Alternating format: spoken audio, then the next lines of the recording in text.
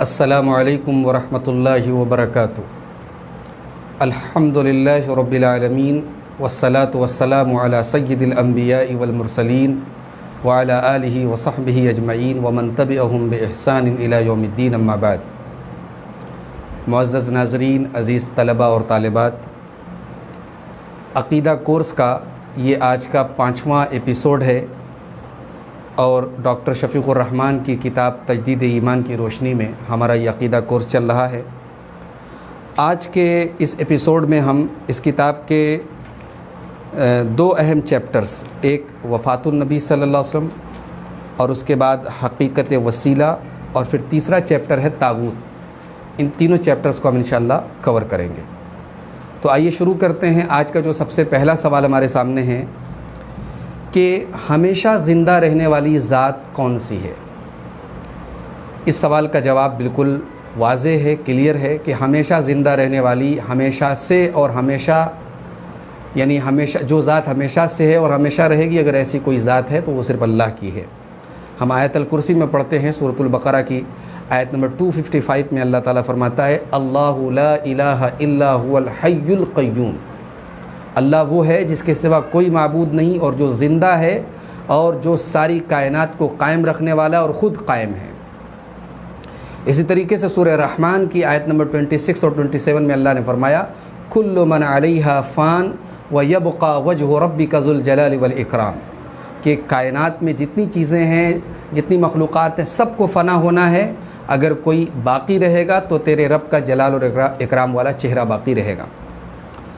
دوسرا سوال آج کا یہ ہے کہ کیا اللہ کے نبی صلی اللہ علیہ وسلم کے اوپر بھی موت طاری ہوئی، کہ آپ کی بھی وفات ہوئی، آپ کا بھی انتقال ہوا؟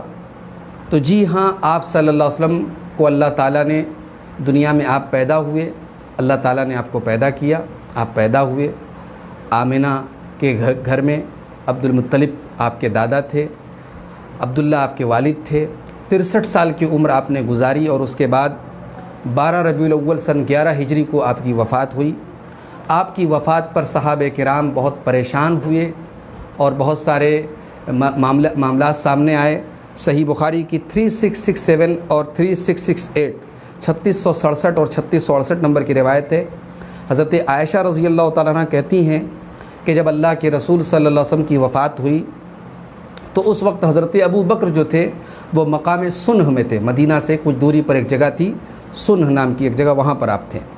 فقام عمر، تو حضرت عمر کھڑے ہو گئے اور کہنے لگے واللہ ما مات رسول اللہ صلی اللہ علیہ وسلم، اللہ کی قسم اللہ کے رسول کو موت نہیں آئی ہے، آپ کا انتقال نہیں ہوا ہے۔ اور حضرت عمر نے یہ بھی کہا کہ اس وقت میرے دل میں یہی بات بیٹھی ہوئی تھی، اور حضرت عمر نے یہ بھی کہا کہ وَلَيَبْعَثَنَّهُ اللَّهُ فَلَا يَقْطَعَنَّ أَيْدِيَ رِجَالٍ وَأَرْجُلَهُمْ، کہ اللہ تعالیٰ اپنے رسول کو دوبارہ بھیجے گا اور آپ آ کر کے ان لوگوں کے ہاتھ اور پیر کاٹ ڈالیں گے جو آپ صلی اللہ علیہ وسلم کے بارے میں یہ عقیدہ رکھتے ہیں کہ آپ کو موت آ چکی ہے، آپ کی وفات ہو چکی ہے۔ اما عائشہ کہتی ہیں فجاء ابو بکر، پھر جب حضرت ابو بکر آئے فکشف عن رسول اللہ صلی اللہ علیہ وسلم، تو انہوں نے اللہ کے رسول صلی اللہ علیہ وسلم کے جسم سے چادر کو ہٹایا، فقبلہ، اور اللہ کے رسول کو چوما اور کہا کہ بِأَبِي أَنْتَ وَأُمِّي طِبْتَ حَيًّا وَمَيْتًا، میرے ماں باپ آپ پر قربان ہوں، آپ زندگی میں بھی پاکیزہ تھے اور موت کے بعد بھی آپ پاکیزہ ہیں۔ وَالَّذِي نَفْسِي بِيَدِهِ لَا يُذِيقُكَ اللَّهُ الْمَوْتَتَيْنِ أَبَدًا، اس ذات کی قسم جس کے ہاتھ میں میری جان ہے، اللہ تعالیٰ آپ کو دو موت نہیں دے گا۔ اس کے بعد حضرت ابو بکر نکلے اور حضرت عمر سے کہا کہ ایو الحالف علی رسلک، اے قسم کھانے والے، تھوڑا سوجھ بوجھ سے اور تھوڑا سنجیدگی سے کام لو، سکون سے کام لو۔ فلما تکلم ابو بکر، اور پھر اس کے بعد حضرت ابو بکر جو ہے مسجد میں آ کر کے خطبہ دینے لگے، تو حضرت عمر بیٹھ گئے۔ حضرت ابو بکر نے اس خطبے میں اللہ تعالیٰ کی حمد و ثنا بیان کی، اور اس کے بعد کہا کہ الا من کان یعبد محمدا فإن محمدا قد مات، کہ جو محمد صلی اللہ علیہ وسلم کی عبادت کرتا تھا وہ یہ سن لے کہ محمد صلی اللہ علیہ وسلم کو موت آ چکی ہے۔ ومن کان یعبد اللہ، اور جو اللہ کی عبادت کرتا تھا فإن اللہ حی لا یموت، وہ یہ جان لے کہ اللہ تعالیٰ زندہ ہے، اس کو موت آنے والی نہیں ہے۔ اس کے بعد حضرت ابو بکر نے قرآن کی آیت پڑھی انک میت وانہم میتون، اے نبی آپ کو بھی موت آنے والی اور یہ لوگ بھی مرنے والے ہیں۔ اور اس کے بعد یہ آیت پڑھی وما محمد الا رسول قد خلت من قبلہ الرسل، محمد صلی اللہ علیہ وسلم ایک رسول ہے، آپ سے پہلے بھی رسول گزرے ہیں۔ افإن مات او قتل، اگر وہ ان کو موت آ جائے یا وہ قتل کر دیے جائیں، انقلبتم علی اعقابکم، تو کیا تم اپنی ایڑیوں کے بل پلٹ جاؤ گے؟ ومن ينقلب علی عقبیہ فلن یضر اللہ شیئا، اور جو اپنی ایڑیوں کے بل پلٹ جائے تو وہ اللہ تعالیٰ کا کچھ بھی بگاڑ نہیں سکتا۔ تو یہ تمام آیتیں حضرت ابوبکر صدیق نے پڑھیں اور اس کے بعد لوگ رونے لگے، اور صحیح بخاری کی دوسری روایت میں 1241 کے اندر یہ الفاظ ہیں کہ لوگوں کو ایسا لگا کہ جیسے یہ آیتیں آج نازل ہو رہی ہیں۔ واللہ لکأن الناس لم یکونوا یعلمون ان اللہ انزل حتی تلاها، لوگوں کو جب حضرت ابوبکر نے ان آیتوں کے تلاوت کی تب لوگوں کو معلوم ہوا کہ یہ آیتیں بھی نازل ہوئی ہیں۔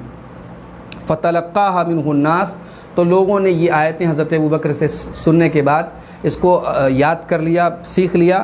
فما یسمع بشر الا تلہا، اور ایک دوسرے کو سنانے بھی لگے۔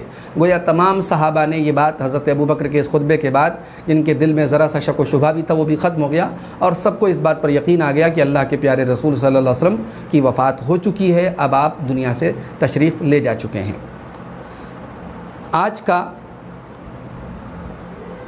آج کا ہمارا تیسرا سوال ہے کہ کیا شہید زندہ ہوتا ہے؟ تو یہ بات یاد رکھیں کہ اللہ کی راہ میں جہاد کرتے ہوئے کفار کے ساتھ جو قتل ہو جائے اس کو شہید کہا جاتا ہے۔ دنیاوی اعتبار سے اس کی موت ہوتی ہے، دنیاوی اعتبار سے وہ زندہ نہیں ہوتا ہے، دنیاوی اعتبار سے اس کو موت آتی ہے، اس کی بیوی بیوہ ہوتی ہے، اس کے بچے یتیم ہوتے ہیں، اس کی جائیداد تقسیم ہوتی ہے، وہ دفن بھی ہوتا ہے، البتہ اللہ تعالیٰ کے یہاں وہ زندہ ہوتا ہے۔ اب ایک سوال یہ ہے کہ شہید کی زندگی کیسی ہوتی ہے؟ تو یہ بات یاد رکھیں کہ شہید کی زندگی کے بارے میں اللہ تعالیٰ نے سورہ آل عمران کی آیت نمبر 169 کے اندر فرمایا بل احیاء عند ربہم یرزقون، کہ شہید جو ہوتے ہیں وہ اپنے رب کے پاس زندہ ہیں اور رزق دیے جا رہے ہیں۔ اسی طریقے سے سورہ بقرہ کی آیت نمبر 154 میں اللہ تعالیٰ نے فرمایا بل احیاء ولکن لا تشعرون، شہید جو ہو گئے اللہ کی راہ میں وہ زندہ ہیں لیکن ان کی زندگی کا تمہیں شعور نہیں ہے۔ صحیح مسلم کی 1887 نمبر کی حدیث میں اللہ کے رسول صلی اللہ علیہ وسلم فرماتے ہیں کہ ارواحہم فی جوف طیر خضر، کہ شہیدوں کی روحیں جو ہوتی ہیں وہ ہرے رنگ کے پرندوں کے جسم کے اندر ڈال دی جاتی ہیں۔ لہا قنادیل معلقۃ بالعرش، اور عرش سے لگے ہوئے قندیلوں کے اندر یہ روحیں رہتی ہیں۔ تسرح من الجنت حیث شاءت، اور جنت میں جہاں چاہتی ہیں جنت کی سیر کرتی ہیں۔ ثم تأوی الی تلک القنادیل، پھر انہی قندیلوں میں آ کر کے وہ رہتی ہیں۔ یہ صحیح مسلم کی حدیث ہے۔ اس سے معلوم ہوا کہ شہید کی جو زندگی ہے اس کا تعلق برزخی زندگی سے ہے، دنیاوی اعتبار سے شہید زندہ نہیں ہیں۔ اب ایک سوال یہ ہے کہ کیا اگر کوئی آدمی اللہ کی راہ میں شہید ہو جائے تو کیا وہ دنیا میں واپس آ سکتا ہے؟ تو جواب یہ ہے کہ وہ دنیا میں واپس نہیں آ سکتا ہے۔ اس کی دلیل صحیح مسلم کی وہی حدیث جس میں شہیدوں کی روحوں کے بارے میں اللہ کے نبی نے بتایا، یعنی 1887 نمبر کی حدیث میں اللہ کے رسول آگے فرماتے ہیں فَاطَّلَعَ إِلَيْهِمْ رَبُّهُمْ اطِّلَاعَةً، کہ شہیدوں کی طرف اللہ تعالیٰ نے توجہ فرمائی اور پوچھا کہ هَلْ تَشْتَهُونَ شَيْئًا، کیا تمہیں کچھ چاہیے؟ تو شہید کہیں گے أَيُّ شَيْءٍ نَشْتَهِي وَنَحْنُ نَصْرَهُ مِنَ الْجَنَّةِ حَيْثُ شِئْنَا، شہید کہتے ہیں کہ ہمیں اور کیا چاہیے، ہم تو جنت میں جہاں چاہے جا سکتے ہیں۔ تو اللہ تعالیٰ نے 3 بار ان سے یہ بات پوچھی کہ کیا تمہیں اور کچھ چاہیے؟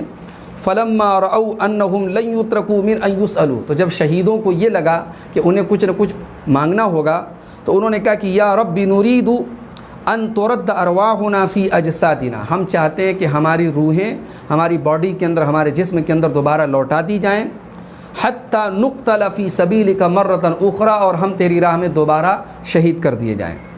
فلما رأى ان لیس لهم حاجۃ ترکوا، تو ظاہر ہے کہ یہ خواہش اللہ تعالیٰ پوری نہیں کر سکتا، موت ایک ہی بار آتی ہے، دوبارہ دنیا میں پھر زندہ ہونا ممکن نہیں ہے۔ تو اللہ تعالیٰ نے جب یہ دیکھا کہ ان کی اور کوئی خواہش نہیں ہے ترکوا، تو ان کو اسی حال پہ چھوڑ دیا گیا۔ تو اس حدیث سے معلوم ہوا کہ شہید جو ہے وہ دوبارہ دنیا میں نہیں آ سکتے۔ ایک سوال یہ ہے کہ کیا شہید دنیا میں آ کر کے اس کے ساتھ جو آخرت میں معاملہ ہو رہا ہے یا برزخ میں جو معاملہ ہو رہا ہے، جو اس کی برزخی زندگی میں اس کے ساتھ جو ہو رہا ہے وہ بتا سکتا ہے اس کے بارے میں؟ تو جواب یہ ہے کہ جی نہیں۔ شہید کا اس کے وفات کے بعد، اس کی موت کے بعد دنیا کے لوگوں سے رابطہ ٹوٹ جاتا ہے اور وہ اپنے حالات آ کر کے ہمیں نہیں بتا سکتا ہے۔ اسی لیے آپ دیکھیں کہ سورہ یاسین کی آیت نمبر 26 اور 27 میں اللہ تعالیٰ نے ایک شہید کا تذکرہ کیا کہ جب وہ اللہ تعالیٰ کے یہاں پہنچا اور اللہ تعالیٰ کی نعمتوں سے اسے نوازا گیا تو اس نے کہا قال یا لیت قومی یعلمون بما غفر لی ربی وجعلنی من المکرمین۔ وہ کہتا ہے کہ کاش میری قوم کے لوگوں کو معلوم ہوتا کہ میرے رب نے کس طریقے سے میری بخشش کی ہے اور مجھے انعام اور اکرام سے نوازا ہے۔ تو یہ وہ حسرت اور افسوس کا اظہار کرتا ہے کہ کاش میں اپنی قوم کو بتا سکتا، یعنی بتا نہیں سکتا، تو لہٰذا شہید دنیا میں آ کر کے اپنے ساتھ ہونے والے حالات بھی بتا نہیں سکتا ہے۔ اس کے بعد محترم ناظرین ہم آتے ہیں اگلے چیپٹر کی طرف، جو ہے حقیقت وسیلہ۔ وسیلہ کس کو کہتے ہیں، وسیلہ سے ریلیٹڈ کچھ اہم باتیں ہم اس چیپٹر کے انڈر میں سیکھیں گے۔ سب سے پہلا سوال یہ ہے کہ جیسے ایک بادشاہ ہوتا ہے، بادشاہ سے ملنے کے لیے ہمیں بادشاہ کا جو پی اے ہوتا ہے یا بادشاہ کا جو منتری ہوتا ہے، جو وزیر ہوتا ہے، اس سے پہلے ہمیں ملنا ہوتا ہے، اس کا واسطہ لگانا ہوتا ہے، اس کا سورس لگانا ہوتا ہے، اس کے بعد ہمیں بادشاہ سے ہماری ملاقات ہوئی ہے، بادشاہ سے ہماری بات ہوتی ہے۔ تو کیا اللہ تعالیٰ سے بھی اگر ہمیں کوئی فریاد کرنی ہو، اللہ تعالیٰ سے کوئی دعا کرنی ہو، تو ہمیں پہلے کسی نبی کا، کسی ولی کا وسیلہ لگانا پڑے گا؟ تو یہ بات یاد رکھیں کہ دنیا کے جو بادشاہ ہوتے ہیں، اللہ تعالیٰ کی جو شان ہے، اللہ تعالیٰ کی شان بہت بالا تر ہے، اور دنیا کے بادشاہوں کے ساتھ اللہ تعالیٰ کی مثال نہیں دی جا سکتی۔ دنیا کے بادشاہوں کو اپنی حکومت چلانے کے لیے بہت سارے لوگوں کی ضرورت ہوتی ہے، بہت سارے لوگوں کا اس کے اوپر دباؤ ہوتا ہے، جو اس کے وزیر ہوتے ہیں، جو اس کے خاص لوگ ہوتے ہیں، وہ دباؤ ڈال کر کے اس سے اپنی بات منوا لیتے ہیں۔ یا کبھی کبھی ایسا ہوتا ہے کہ بادشاہ کو ان سے کوئی غرض ہوتی ہے، یا بادشاہ کو یہ ڈر ہوتا ہے کہ کہیں یہ لوگ سرکش نہ ہو جائیں۔ کبھی کبھی ان لوگوں نے کبھی بادشاہ پر احسان کیا ہوتا ہے، ان احسانات کا بدلہ چکانا ہوتا ہے، تو اس لیے بادشاہ ان کی سفارش کو قبول کرتا ہے۔ لیکن ظاہر ہے کہ یہ تمام باتیں اللہ تعالیٰ کے بارے میں سوچ بھی نہیں سکتے، اس کے بارے میں سوچنا بھی شرک اور کفر ہے۔ اسی لیے اللہ تعالیٰ نے سورہ بقرہ کی آیت نمبر 254 میں فرمایا یا ایھا الذین آمنوا انفقوا مما رزقناکم من قبل ان یأتی یوم لا بیع فیہ ولا خلۃ ولا شفاعہ۔ اے ایمان والو، ہم نے تم کو جو روزی دی ہے اس میں سے خرچ کرو اس دن کے آنے کے پہلے جس دن نہ تو کوئی سودا ہوگا، نہ تو کوئی دوستی کام آئے گی، ولا شفاعہ، اور نہ کوئی سفارش کام آئے گی، والکافرون هم الظالمون، اور اس دن کافر لوگ ہی حقیقت میں ظالم ہیں۔ اب یہاں ایک سوال ہے کہ کیا قیامت کے دن کچھ لوگ سفارش کریں گے؟ کون لوگ سفارش کریں گے؟ تو دیکھیے اللہ تعالیٰ نے سورہ نبا کی آیت نمبر 38 میں فرمایا یوم یقوم الروح والملائکۃ صفا۔ قیامت کے دن روح الامین یعنی حضرت جبرائیل اور باقی تمام فرشتے صف بندی کے ساتھ کھڑے ہوں گے، صف لگا کر کے کھڑے ہوں گے، لا یتکلمون، وہ بات نہیں کریں گے، الا من اذن له الرحمن، سوائے اس کے جس کو اللہ بولنے کی اجازت دے گا، وقال صوابا، اور وہ بات بھی درست کہے گا، تو وہ اللہ کی بارگاہ میں بول سکتا ہے۔ اسی طریقے سے آیت الکرسی میں سورہ بقرہ کی آیت نمبر 255 میں ہم پڑھتے ہیں من ذا الذی یشفع عندہ الا باذنہ، کہ کون ہے جو اللہ کی بارگاہ میں کسی کی شفاعت کر سکے مگر اللہ کی اجازت سے۔ تو معلوم ہوا کہ اللہ کی بارگاہ میں اللہ کے نبی یا اللہ کے فرشتے اگر شفاعت کریں گے بھی تو اللہ تعالیٰ کی اجازت سے کریں گے۔ اسی لیے آپ دیکھیں کہ ہمارے پیارے نبی صلی اللہ علیہ وسلم سب سے پہلے قیامت کے دن آپ شفاعت کریں گے، اور آپ کس طریقے سے شفاعت کریں گے؟ صحیح بخاری کی 4712 اور صحیح مسلم کی 194 نمبر کی حدیث ہے۔ اللہ کے نبی فرماتے ہیں کہ جب لوگ آپ کے پاس شفاعت کے لیے آئیں گے تو آپ صلی اللہ علیہ وسلم شفاعت کرنے کے لیے تیار ہوں گے، فَأَنْطَلِقُ فَآتِي تَحْتَ الْعَرْشِ، اللہ کے رسول کہتے ہیں کہ میں چلوں گا اور میں عرش کے نیچے آؤں گا، فَأَقَعُ سَاجِدًا، اور میں سجدے میں گر جاؤں گا اپنے رب کی بارگاہ میں، ثم یفتح اللہ علیہ من محامدہ وحسن الثناء علیہ، پھر اللہ تبارک و تعالیٰ میرے اوپر اپنی حمد و ثنا کے ایسے الفاظ میرے ذہن میں ڈالے گا، ایسے الفاظ کھولے گا لم یفتح علی احد قبلی، کہ وہ الفاظ مجھ سے پہلے کسی پر کھولے نہیں گئے۔ ثم یقال، پھر جب میں اللہ کی بارگاہ میں سجدہ کرتے ہوئے اللہ تعالیٰ کی وہ حمد و ثنا کروں گا تو اللہ تعالیٰ کہے گا یا محمد ارفع راسک، اے محمد صلی اللہ علیہ وسلم سر اٹھائیے، سل تعطا، آپ مانگیے آپ کو دیا جائے گا، وشفع تشفع، اور آپ شفاعت کیجیے آپ کی شفاعت قبول کی جائے گی۔ تو معلوم ہوا کہ قیامت کے دن ہمارے نبی صلی اللہ علیہ وسلم بھی اللہ تعالیٰ کی اجازت کے بعد شفاعت کریں گے۔ ایک سوال یہ ہے کہ یہ شفاعت کیا ہر ایک کے بارے میں ہوگی؟ جی نہیں، اللہ کے رسول صلی اللہ علیہ وسلم قیامت کے دن جو شفاعت کریں گے وہ انہی لوگوں کے حق میں ہوگی جن کے حق میں اللہ تعالیٰ اجازت دے گا۔ اسی لیے اللہ تعالیٰ کہتا ہے سورہ سبا کی آیت نمبر 23 کے اندر کہ وَكَم مِّن مَلَكٍ فِي السَّمَاوَاتِ لَا تُغْنِي شَفَاعَتُهُمْ شَيْئًا، کہ کتنے آسمان میں فرشتے ہیں کہ ان کی شفاعت کوئی فائدہ نہیں پہنچائے گی إِلَّا مِن بَعْدِ أَن يَأْذَنَ اللَّهُ لِمَن يَشَاءُ وَيَرْضَىٰ، مگر جب اللہ تعالیٰ اجازت دے دے گا اور اس کے حق میں ان کی شفاعت قبول کی جائے گی جس کے حق میں اللہ تعالیٰ چاہے گا اور اللہ راضی ہوگا۔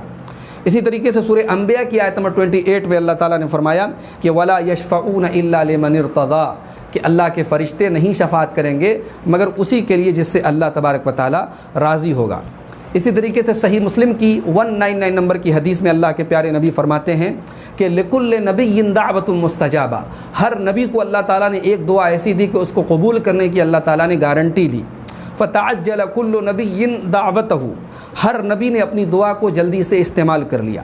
وَإِنِّي اخْتَبَأْتُ دَعْوَتِي، لیکن اللہ کے نبی نے اپنی دعا کو چھپا کر کے سنبھال کر کے رکھا ہے۔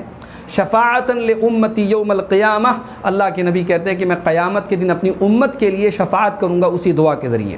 اس کے بعد اللہ کے نبی کہتے ہیں فَهِيَ نَائِلَةٌ إِن شَاءَ اللَّهُ مَن مَاتَ مِنْ أُمَّتِي لَا يُشْرِكُ بِاللَّهِ شَيْئًا، کہ قیامت کے دن میری شفاعت ان لوگوں کو نصیب ہوگی، میری امت کے وہ لوگ شفاعت پائیں گے جو اللہ تعالیٰ کے ساتھ شرک کیے بغیر دنیا سے جائیں گے۔ گویا مشرک اور کافر کے لیے شفاعت قبول نہیں کی جائے گی۔ لہٰذا حضرت نوح علیہ السلام کا جو بیٹا ڈوب گیا، جو کافر ہو گیا، اس بیٹے کے حق میں حضرت نوح کی شفاعت قبول نہیں کی جائے گی۔ حضرت ابراہیم کی اپنے باپ آزر کے حق میں شفاعت قبول نہیں کی جائے گی۔ حضرت لوط علیہ السلام کی اپنی کافر بیوی کے حق میں شفاعت قبول نہیں کی جائے گی۔ اور ہمارے پیارے نبی صلی اللہ علیہ وسلم اپنے چچا ابو طالب کے بارے میں شفاعت نہیں کریں گے۔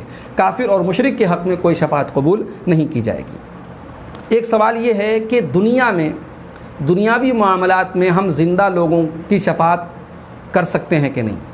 تو یاد رکھیے کہ دنیاوی امور میں ہم زندہ لوگوں سے سفارش کروا سکتے ہیں، کوئی حرج کی بات نہیں ہے۔ اللہ کے پیارے نبی صلی اللہ علیہ وسلم کی حدیث ہے، صحیح بخاری کی 1432 اور صحیح مسلم کی 2627 نمبر کی حدیث ہے، آپ نے فرمایا اشفعوا تؤجروا، لوگوں کی سفارش کیا کرو تمہیں اجر ملے گا۔ اور اللہ تعالیٰ نے سورہ نساء کی آیت نمبر 85 میں فرمایا من یشفع شفاعۃ حسنۃ یکن لہ نصیب منہا، کہ جو بھلائی کے لیے سفارش کرے گا اس کو اس کا حصہ ملے گا۔ ومن یشفع شفاعۃ سیئۃ یکن لہ کفل منہا، اور جو برائی کے لیے کسی کی سفارش کرے گا اس کو بھی اس کا حصہ ملے گا، یعنی اس کا عذاب اس کا گناہ اس کو ملے گا۔ ایک اہم سوال یہ ہے کہ اللہ تعالیٰ نے سورہ مائدہ کی آیت نمبر 35 میں فرمایا کہ یا ایھا الذین آمنوا اتقوا اللہ وابتغوا الیہ الوسیلہ، اے ایمان والو اللہ سے ڈرو اور اللہ کی بارگاہ میں وسیلہ تلاش کرو۔ تو یہاں وسیلہ سے کیا مراد ہے؟ تو یہ بات یاد رکھیں کہ وسیلہ کہتے ہیں وہ چیز جس کے ذریعے کسی کا قرب حاصل کیا جائے، کسی کی نزدیکی حاصل کی جائے۔ تو جو چیز کسی چیز تک پہنچنے کا ذریعہ ہو اس کو وسیلہ کہتے ہیں۔ اس آیت میں وسیلہ سے کیا مراد ہے؟ جو اس آیت کی جو تفسیر صحابہ نے کی ہے، جو سلف نے کی ہے، وہ یہ ہے کہ ہم نیک اعمال کے ذریعے، اپنے ایمان کے ذریعے، اپنے تقوی کے ذریعے ہم اللہ تعالیٰ کا تقرب حاصل کریں۔ اسی لیے علامہ ابن کثیر رحمۃ اللہ علیہ اس آیت کی تفسیر میں حضرت قتادہ رحمۃ اللہ علیہ کا قول نقل کرتے وہ کہتے ہیں کہ اس آیت کا مطلب ہے تقربوا الیہ بطاعتہ والعمل بما یرضیہ، کہ تم اللہ تعالیٰ کا تقرب حاصل کرو، اللہ کا قرب حاصل کرو اللہ کی اطاعت کے ذریعے اور اللہ کو راضی کرنے والے عمل کے ذریعے۔ تو معلوم ہوا کہ وسیلہ سے مراد وہ قربت ہے جو ایمان، تقوی اور نیک عمل کے ذریعے حاصل ہوتی ہے، نہ کہ وسیلہ کا مطلب ہے کہ اللہ کے نبیوں کو، اللہ کے ولیوں کو ہم وسیلہ بنا کر کے ان کے ذریعے ہم دعا کریں۔ اب یہاں ایک اہم سوال یہ ہے کہ وسیلہ میں ہم دعا جب کرتے ہیں تو دعا میں ہم کس کس چیز کا وسیلہ لگا سکتے ہیں، کس کس چیز کو ہم بطور وسیلہ دعا میں پیش کر سکتے ہیں؟ تو آئیے دیکھتے ہیں۔ نمبر 1، سب سے پہلی چیز جو ہم اپنے دعا میں وسیلہ کے طور پر پیش کر سکتے ہیں کہ کسی نیک اور صالح انسان کو جو باحیات ہو، جو زندہ ہو، اس کی دعا کو ہم بطور وسیلہ استعمال کر سکتے ہیں۔ اس کی دلیل کیا ہے؟ ترمذی کی 3475 نمبر کی حدیث ہے، حضرت بریدہ اسلمی کہتے ہیں کہ اللہ کے نبی صلی اللہ علیہ وسلم نے ایک آدمی کو سنا، وہ دعا کر رہا تھا اللہم انی اسألک بانی اشہد انک انت اللہ لا الہ الا انت الاحد الصمد الذی لم یلد ولم یولد ولم یکن لہ کفوا احد۔ معاف کیجیے، یہ وسیلہ کی پہلی قسم ہے کہ یعنی اللہ تعالیٰ کے اسم اعظم کا وسیلہ، اللہ تعالیٰ کے اسم اعظم کے وسیلے سے ہم دعا کر سکتے ہیں۔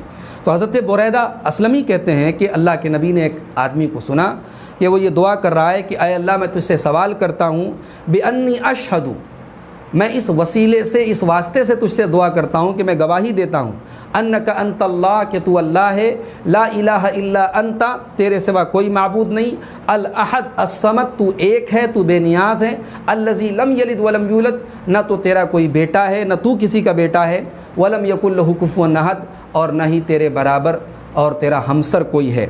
یہ دعا پڑھنے کے بعد اس آدمی نے دعا کی تو اللہ کے رسول صلی اللہ علیہ وسلم فرمایا، یہ ترمذی کی 3475 نمبر کی حدیث ہے، آپ نے فرمایا والذی نفسی بیدہ، اس اللہ کی قسم جس کے ہاتھ میں میری جان ہے، لقد سأل اللہ باسمہ الأعظم، کہ اس آدمی نے اللہ تعالیٰ سے اسم اعظم کے ذریعے دعا کی ہے، الذی اذا دعی بہ اجابہ، اللہ تعالیٰ سے جب اسم اعظم کے ذریعے کوئی دعا کی جائے، اس کے واسطے سے دعا کی جائے تو اللہ تعالیٰ وہ دعا قبول کرتا ہے، وَإِذَا سُئِلَ بِهِ أَعْطَى، اور اسم اعظم کے اگر واسطے سے آدمی دعا کرتا ہے تو اللہ تعالیٰ وہ چیز عطا کرتا ہے، جو بھی مانگتا ہے بندہ اللہ تعالیٰ اس کو وہ چیز عطا کرتا ہے۔ تو یہ وسیلہ کی پہلی قسم ہے کہ اسم اعظم کے وسیلے سے ہم دعا کر سکتے ہیں۔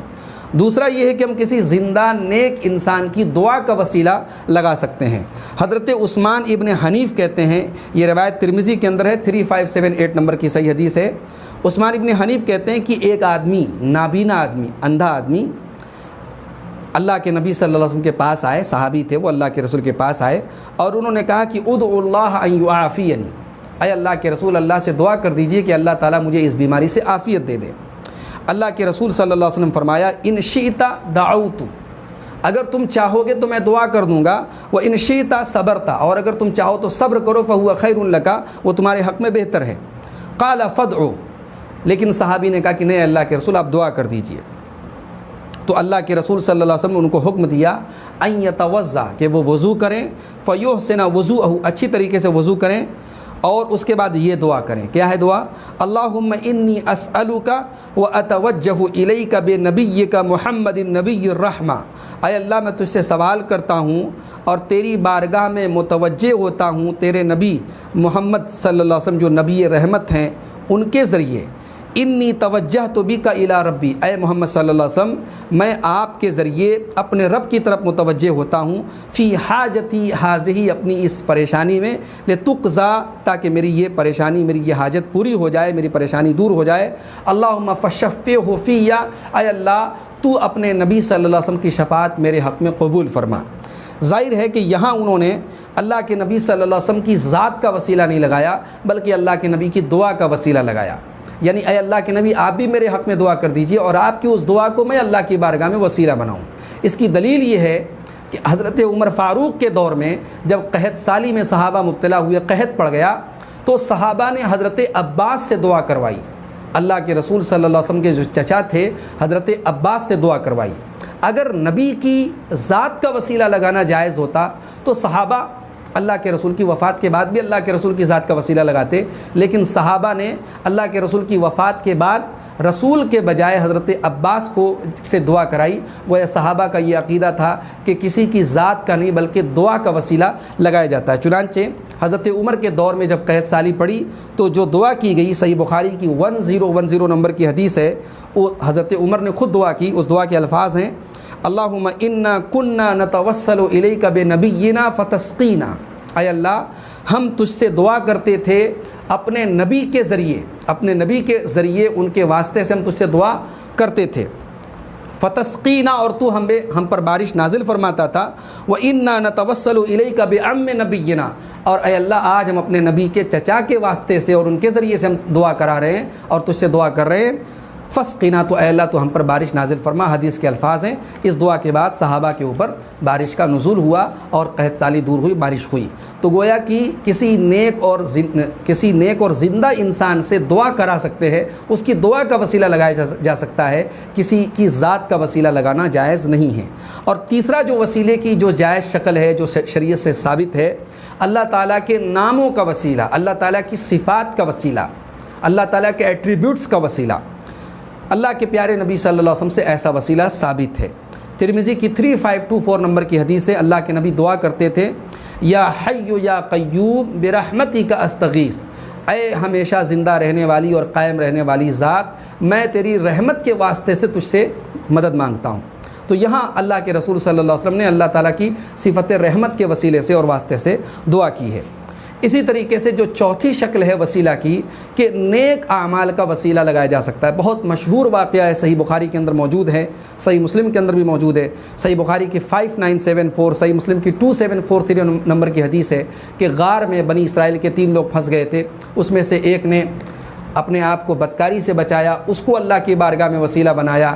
ایک نے اپنے ایک مزدور کی مزدوری کو کافی زمانے کے بعد جب وہ لوٹا اور اس سے اس نے جو کچھ کمایا تھا سب کے ساتھ اس کو دے دیا۔ اور تیسرے نے جو ہے اپنے بارے میں یہ بتایا کہ وہ دودھ دو کر کے آتا تھا اور والدین کے پہلے اپنے بچوں کو نہیں پلاتا تھا۔ والدین ایک دن آیا تو سو گئے تھے، اس کے باوجود اس نے پہلے والدین کے پہلے اپنے بچوں کو پلانا اس نے گوارا نہیں کیا۔ بچے رات بھر چیختے رہے، صبح ہو گئی لیکن پہلے والدین کو پلایا تب بچوں کو پلایا۔ تو ان تینوں نے اپنے اپنے نیک عمل کا وسیلہ لگا کر کے دعا کی۔ تو گویا اپنے نیک اعمال کو ہم دعا میں بطور وسیلہ پیش کر سکتے ہیں۔ اب ایک سوال یہ ہے کہ ہمارے نبی صلی اللہ علیہ وسلم کا وسیلہ اگر نہیں لگایا جا سکتا تو حضرت آدم کو جب جنت سے نکالا گیا تو انہوں نے اللہ کے رسول کا وسیلہ لگا کر کے دعا کیوں کی؟ ایسا کچھ حدیثوں میں کچھ روایتوں میں لوگ کہتے ہیں کہ ایسا بیان کیا جاتا ہے کہ حضرت آدم نے اللہ کے رسول کے وسیلے سے دعا کی، تو اس کی کہاں تک حقیقت ہے، یہ کتنا صحیح ہے؟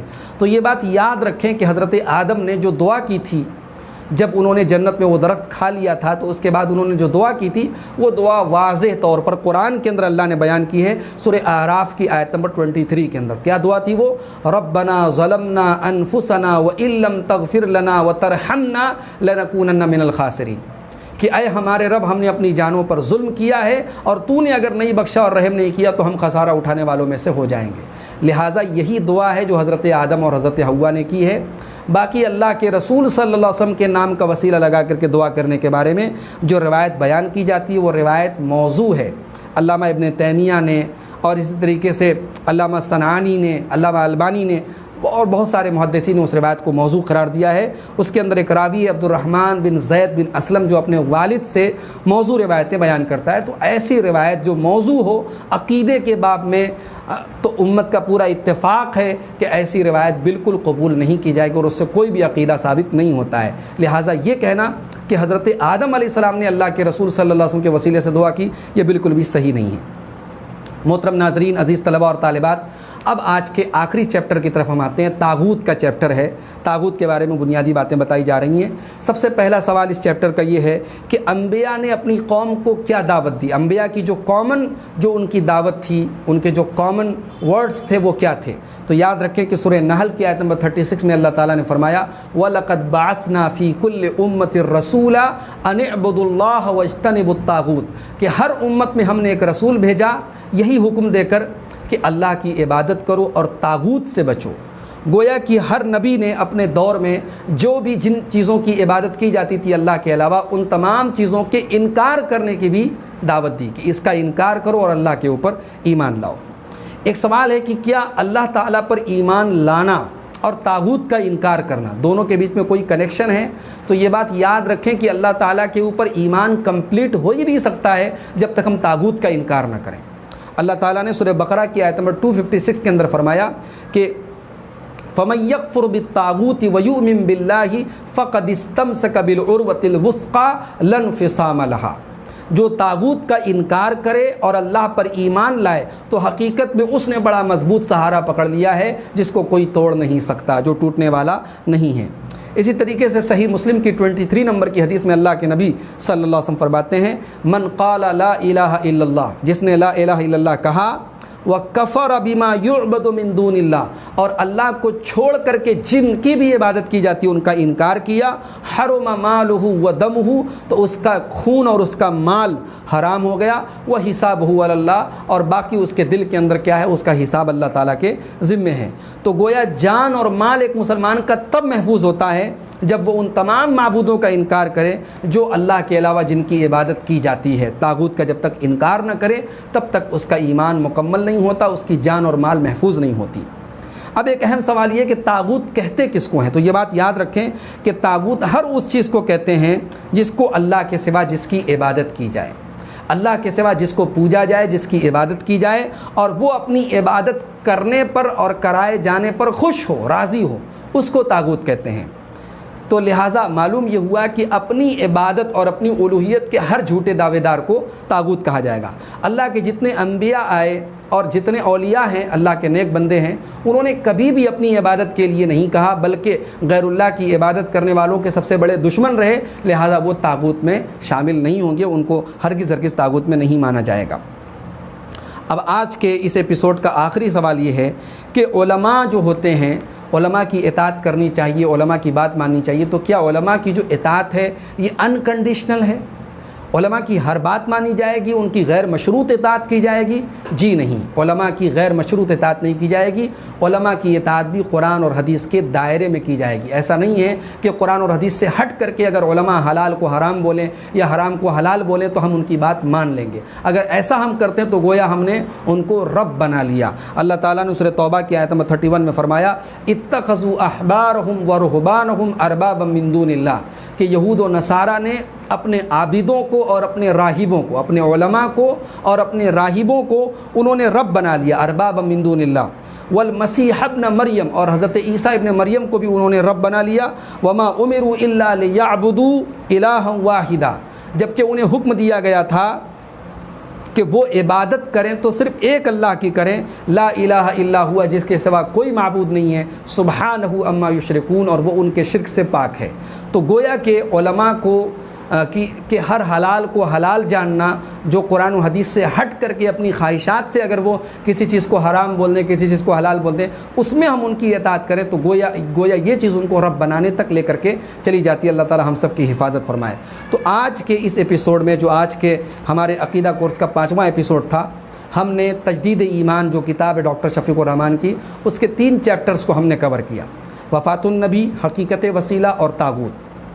ان تینوں چیپٹرز میں ہم نے بہت ساری اہم باتیں سیکھی، جیسے ہمیشہ زندہ رہنے والی ذات کون سی ہے، کیا اللہ کے نبی کو کیا اللہ کے نبی کو موت آئی، کیا شہید زندہ ہوتا ہے، شہید کی زندگی کیسی ہوتی ہے، کیا شہید دنیا میں آ کر کے اپنے ساتھ ہونے والے حالات کے بارے میں لوگوں کو بتا سکتا ہے، کیا جس طریقے سے بادشاہوں سے ملنے کے لیے وزیر کی ضرورت پڑتی ہے، کیا اللہ تعالیٰ سے ہمیں دعا کرنے کے لیے کسی نبی اور ولی کے وسیلے کی ضرورت پڑتی ہے، کیا قیامت کے دن لوگ سفارش کریں گے، کون کون سفارش کر سکتے ہیں، کس کے حق میں کر سکتے ہیں۔ اس کے علاوہ ہم نے یہ دیکھا کہ دنیا کے امور میں سفارش کرنا کیسا ہے۔ وابتغوا الیہ الوسیلہ، سورہ مائدہ کی آیت نمبر 35 میں وسیلہ سے کیا مراد ہے، کن چیزوں کو ہم دعا میں وسیلہ کے طور پر پیش کر سکتے ہیں، اور طاغوت کا ہم نے مطلب اور معنی دیکھا۔ انبیاء نے اپنی قوم کو جو کامن دعوت دی وہ کیا تھی، اسی طریقے سے طاغوت کسے کہتے ہیں، اور آخری سوال ہم نے یہ حل کیا کہ علماء کی غیر مشروط اطاعت، انکنڈیشنل ان کی اطاعت کرنا، ان کی فرما برداری کرنا کیسا ہے۔ تو یہ چند اہم باتیں تھیں اس کورس سے ریلیٹڈ۔ انشاءاللہ جو اب اگلا ایپیسوڈ ہوگا وہ ہمارے اس کورس کا آخری ایپیسوڈ ہوگا۔ اللہ سے دعا ہے اللہ تعالیٰ اس کورس کو ہم تمام لوگوں کے حق میں مفید بنائے، اور جو باتیں قرآن و سنت کی روشنی میں ہم نے سیکھی ہیں ان باتوں کو ہمیں زندگی کی آخری سانس تک اپنے ایمان اور عقیدے کا حصہ بنانے کی توفیق عطا فرمائے۔ آمین۔ وآخر دعوانا ان الحمد للہ رب العالمین، والسلام علیکم ورحمۃ اللہ وبرکاتہ۔